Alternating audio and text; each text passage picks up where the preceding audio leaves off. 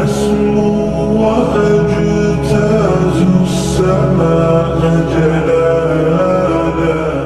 حضرت شیمہ تھی نا نبی پاک کی رضائی ہمشیرہ حضرت حلیمہ کی، تو ان کے سارا قبیلہ گرفتار ہو کے آیا تھا. وہ جب آئی ہیں نا نبی پاک کے پاس تو حضرت ابو ہریرہ سے کہنے لگی حضور کو جا کے بس کان میں کہہ دو کہ حلیمہ کی بیٹی ہے. حضرت ابو ہریرہ کہتے ہیں حضور اتنی تیزی سے اٹھے کہ نبی پاک کی چادر بھی منبر پہ رہ گئی. پھر حضور گھر لے گئے، فرمایا فاطمہ اور عائشہ کو بلاؤ، میری بہن آئی ہے. میرے محبوب کریم نے فرمایا تو اگر کہے گی نا تو میں تیرے لیے مدینے میں مکان بنا دوں گا، تو یہی رہ جا. کہنے لگی نہیں محبوبہ واپس جانا. تو حضور سے کہنے لگی میرا سارا قبیلہ گرفتار ہے، اسے چھوڑ دیں. حضرت ابو ہریرہ کہتے ہیں ہر کام حضور نے مشورے سے کیا، پر جب بہن نے کہا نا چھوڑ دے، اور میں کوئی مشورہ نہیں، جیسے تو کہے گی ویسے ہی ہو جائے گا، جیسے تو کہے گی ویسے ہی ہو جائے گا، جس طرح تو چاہے گی. کون اشک شوئی کرے گا، کون بات سنے گا، کون دکھ کسی کے. پگلی بی بی پاگل عورت، دیکھے کبھی پاگلوں کو کوئی وقت دیتا؟ وہ پاگلوں کے پاس بیٹھا، میں بڑا مصروف آدمی ہوں، مجھے تو سیاںا بندہ ملنے آئے تو میں کہتا مختصر بات کرنا.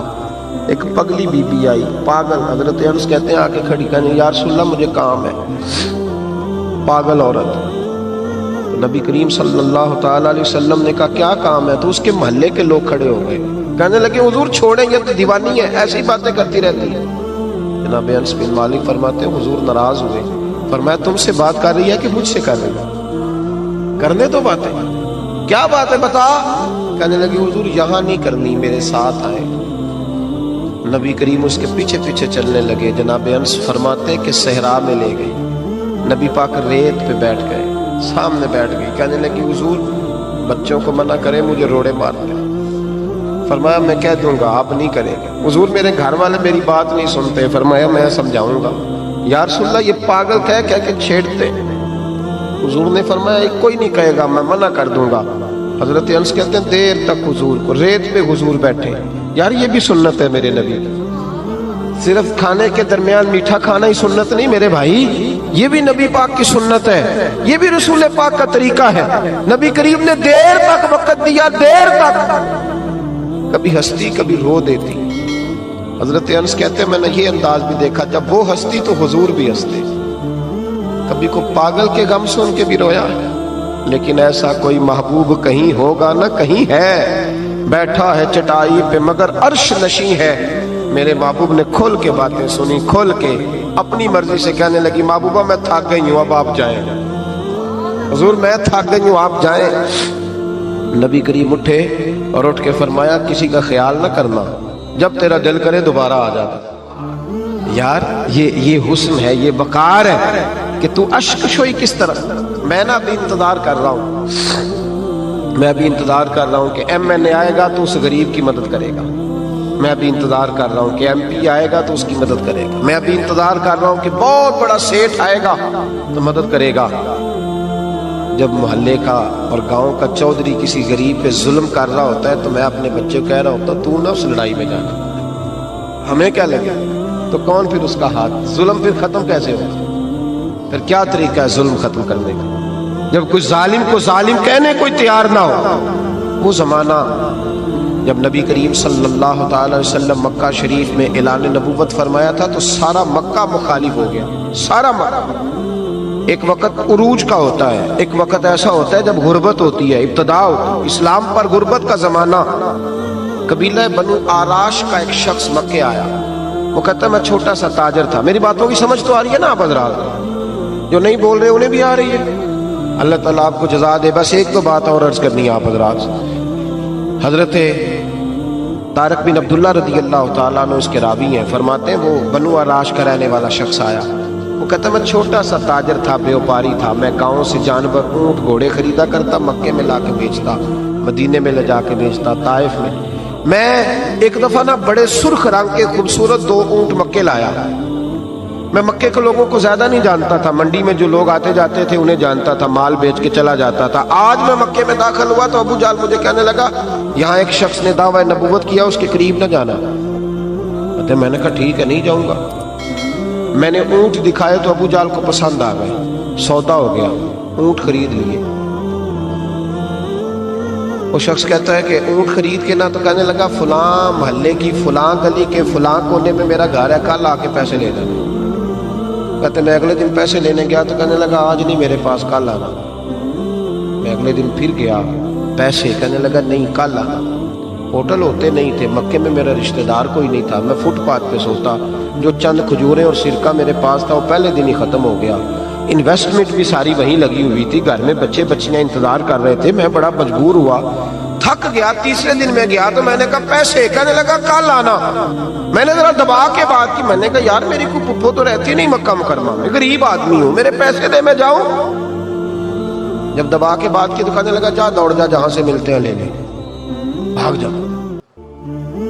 یہ تاجر جب ڈوبتے ہیں نا تو معاذ اللہ تعالیٰ کچھ تو ایسے ہوتے ہیں جو خودکشی کر کے مر جاتے ہیں, اس لیے کہ بڑے لوگ ان کے ساتھ وابستہ ہوتے ہیں. جب کسی کی اصل راہ سے ڈوب جائے, کہتے ہیں میں کانپنے لگا.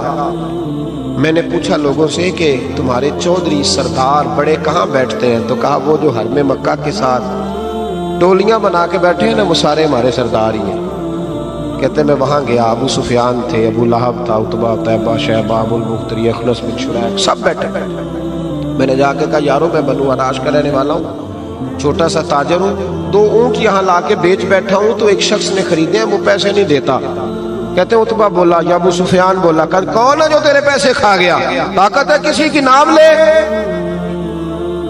تو کہتے میں نے کہا اس کا نام ابو جہل ہے.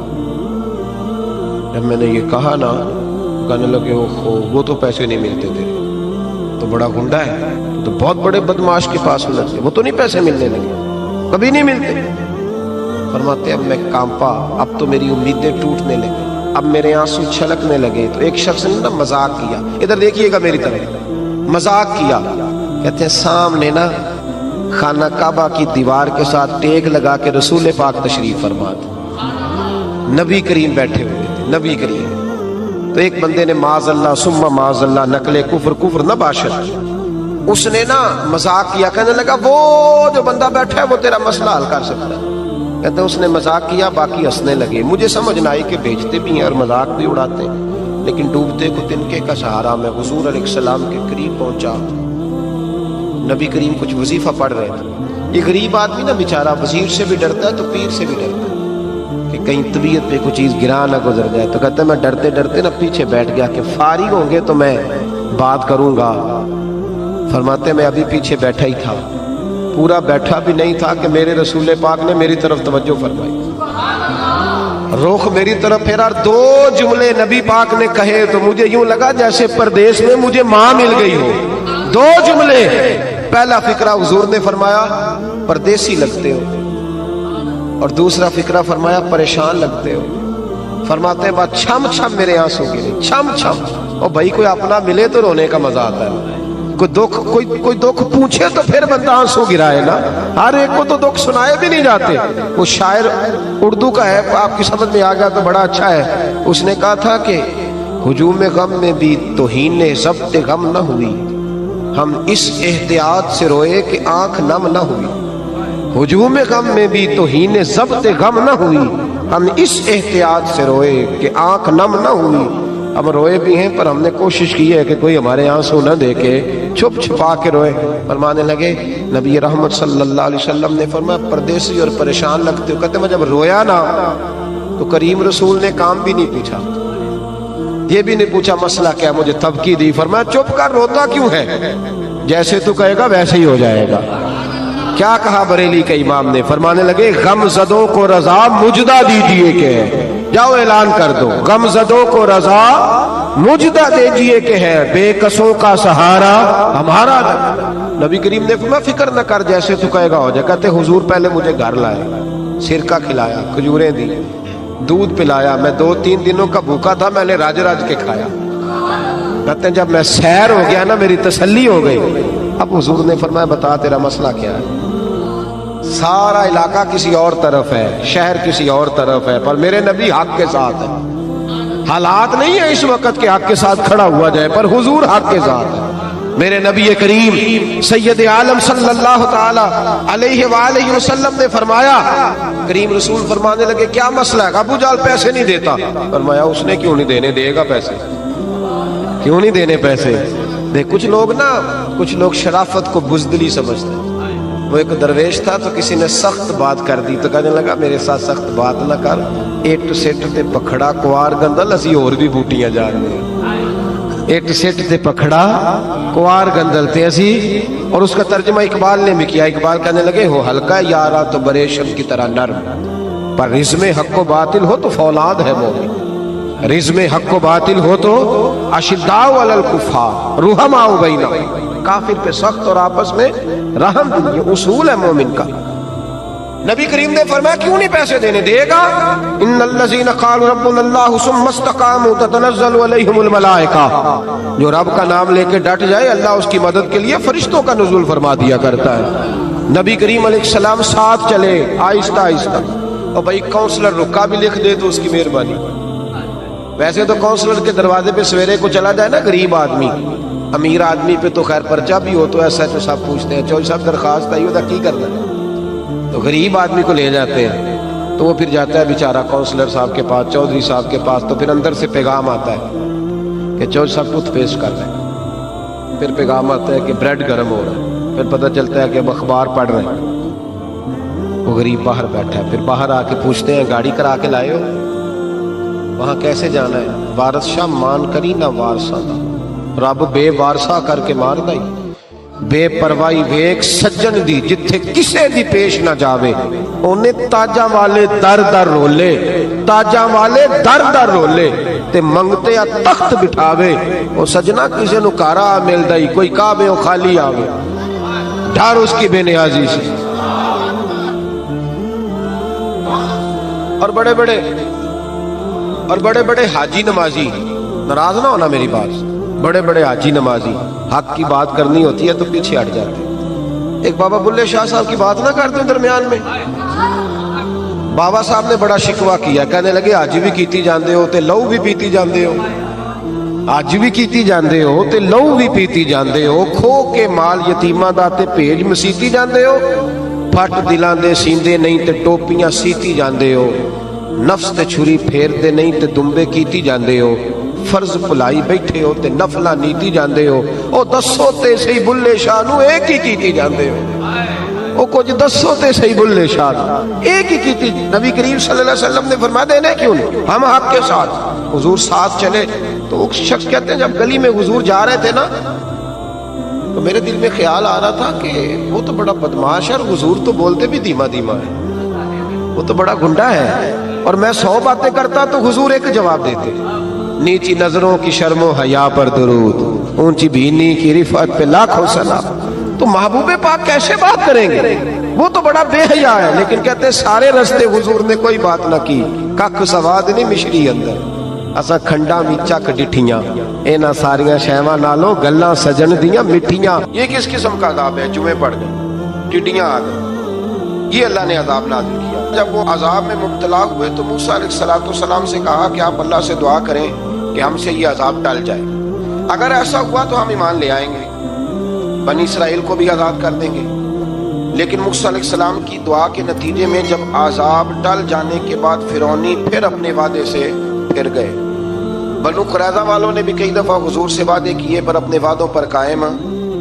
एक बात आपसे यहाँ रोक के अर्ज कर दूं, हम भी कई दफ़ा कहते हैं ज़रा ब्रेक कभी गाड़ी की नहीं ना लगती तो हम इरादा करते हैं कि आज से ही नमाज शुरू कर देनी।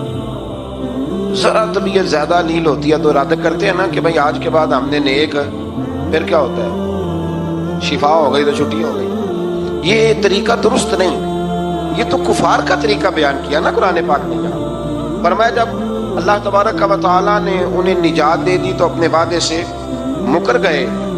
तो फिर अल्लाह तबारक व तआला ने बनी इसराइल को समुंदर पार करके ऐसी कौम के पास पहुंचा दिया जो बुतों की परस्तिश करती थी। वो तो बच गए लेकिन फिरौनी सारे दरिया के अंदर गर्क हो।